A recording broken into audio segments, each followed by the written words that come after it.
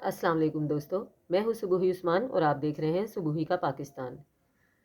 दोस्तों, तुर्की शाम में जिस तरह का खौफनाक ज़लज़ला आया है, उसके बाद जो तबाही वहाँ पर फिर चुकी है, जितनी हलाकतें, जितनी शहादतें वहाँ पर हो चुकी हैं, उसका जितना अफ़सोस किया जाए, जितना ज़्यादा उस चीज़ को दिल से महसूस किया जाए, शायद उतना ही कम है। इस तकलीफ़ को हम बिल्कुल भी नहीं समझ सकते, हम बिल्कुल भी नहीं महसूस कर सकते, चाहे लफ्ज़ों में, चाहे बातों में हम कितना भी कह लें, जानता वही है जिसके ऊपर बीतती है। लेकिन बीइंग अ मुस्लिम हम लोगों का जो है रोज़े आखिरत पर ईमान होना चाहिए। ना सिर्फ रोज़े आखिरत पर ईमान होना चाहिए बल्कि हर वक्त हमें इसकी तैयारी करते रहना चाहिए, क्योंकि हमारा दीन हमें ये बताता है कि जो दुनिया में आया है उसे दुनिया से वापस भी जाना है, और दुनिया से वापस जाने के बाद एक दूसरा जहान शुरू होता है, जहाँ जिसकी तैयारी हम लोगों को पहले से कर कर रखनी है। 2023 के बारे में पहले से ही काफ़ी ज़्यादा प्रिडिक्शंस, काफ़ी ज़्यादा पेशन गोइयाँ इस तरह की जा रही थी कि 2023 क़यामत कुर्बे क़यामत के सालों में से एक साल होगा। इस साल में बहुत ज़्यादा आफ़तें आएंगी, इस साल में बहुत ज़्यादा ज़लज़ले आएंगे। अल्लाह ना करे, खुदा ना करे, इतने खौफनाक ज़लज़ले जिनके बारे में 2023 की पेशन गोइयाँ की गई हैं कि अगर मैं उन्हें बताने बैठूं या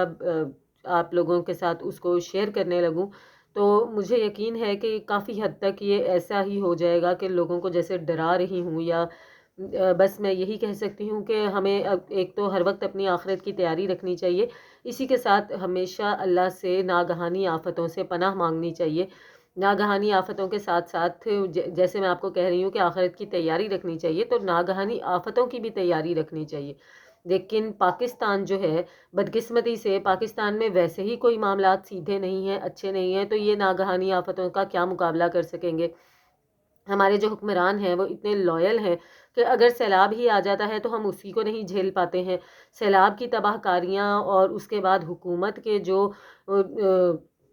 हुकूमत जिस तरह से हमारी आवाम की मदद करती है वो तो सभी के सामने ही है। अगर सही तरीके से अव्वल तो सैलाब आने से पहले ही तैयारियां की जाएं, तो इस किस्म के खौफनाक सैलाब आए ही ना। अगर आ भी जाएं तो उससे इस कदर नुकसानात ना हो, लेकिन हुकूमत ये सब तैयारी पहले से नहीं करके रखती है, जिसकी वजह से हर बार हर मर्तबा हम लोग सिर्फ़ और सिर्फ हाथ मलते रह जाते हैं, नुकसान उठाते हैं। और इसी तरह 2023 के बारे में ये प्रिडिक्शन की गई थी कि पाकिस्तान 2023 में इस कदर खौफनाक ज़लज़लों से को भुगतेगा कि हो सकता है मुल्क का 75% हिस्सा दुनिया के नक्शे से ख़त्म होके रह जाए। और इतने खौफनाक ज़लज़ले आएंगे कि उसके बाद जो है एक नया पाकिस्तान तामीर होगा, जो इस वक्त जिस पाकिस्तान में हम रह रहे हैं ये तकरीबन ख़त्म होके रह जाएगा। खुदा ना करे, गैब का इल्म तो सिर्फ़ और सिर्फ अल्लाह की ज़ात को है। हम लोग अल्लाह ताला से अच्छी दुआ कर सकते हैं, अच्छी उम्मीद कर सकते हैं, लेकिन इसके साथ साथ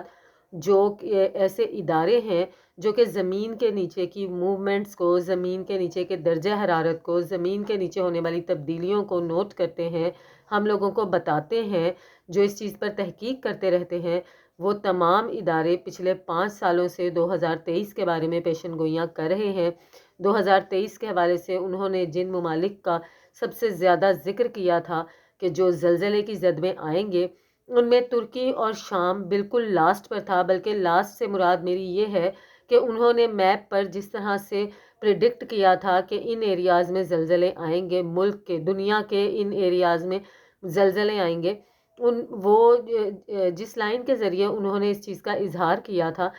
उस लाइन में जो जो ममालिक जा रहे थे, तुर्की और शाम उसके बिल्कुल लास्ट पे आते थे, बल्कि वो लाइन बस हल्का सा उनको टच कर रही थी।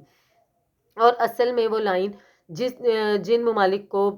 अपने अंदर कवर कर रही थी, पाकिस्तान उसके मिड में था, पाकिस्तान उसके दरमियान में था, उसकी इब्तदा में अफ़गानिस्तान और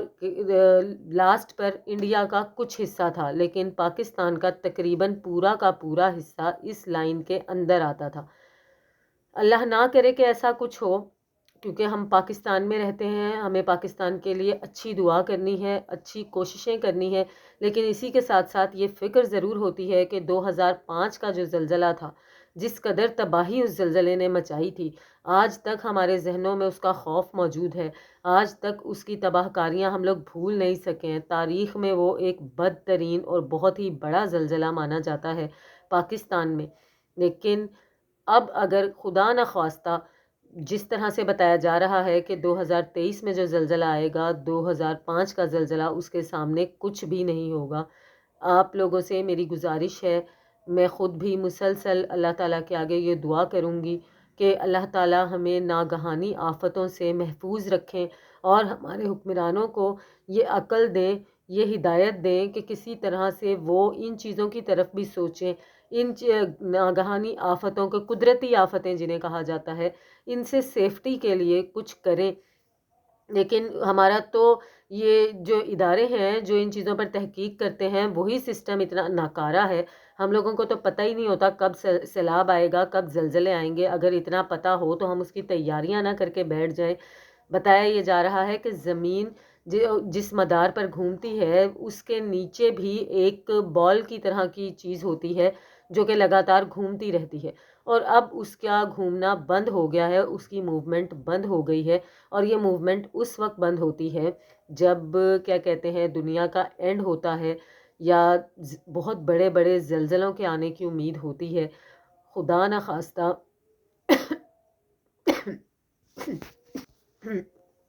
سوری دوستوں، میرا کچھ گلا کافی زیادہ خراب ہے، موسم کی تبدیلی کی وجہ ہے، اور کچھ تھوڑا بہت بخار بھی ہے، جس کی وجہ سے مجھے بار بار ویڈیو تو اسٹاپ کرنا پڑتی ہے،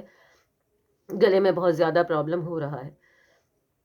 میں بات کر رہی تھی آپ لوگوں سے کہ اگر خدا نخواستہ اس طرح کی کوئی چیز ہو جاتی ہے تو پاکستان کے لیے بہت ہی نقصان دہ ہوگی،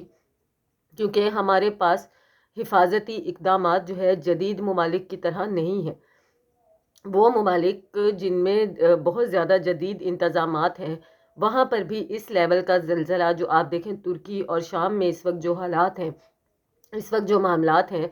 کہ وہاں پر اتنی تباہی پھیل چکی ہے،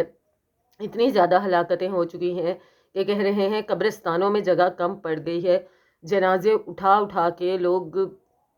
بہت برا حال ہے وہاں پر۔ اور ہمیں اللہ تعالیٰ سے پناہ مانگنی چاہیے، اللہ تعالیٰ سے ہر وقت دعا کرنی چاہیے کہ خدا نہ کرے پاکستان میں اس طرح کی آفت نہ آئے۔ جن زلزلوں کو اس چیز سے تشبیہ دی جا رہی ہے کہ اس کے آگے 2005 کا زلزلہ کچھ بھی نہیں ہے۔ میں ہر وقت دعا کر رہی ہوں، آپ لوگ بھی دعا کریں۔ جس طرح بتایا گیا ہے کہ آنے والے 6 سے 7 دنوں میں پاکستان میں بدترین اور تاریخ کا خوفناک ترین زلزلہ آ سکتا ہے، اللہ نہ کرے ایسا کچھ بھی ہو۔ ملتی ہوں آپ سے اپنی اگلی ویڈیو میں، تب تک کے لیے اللہ حافظ۔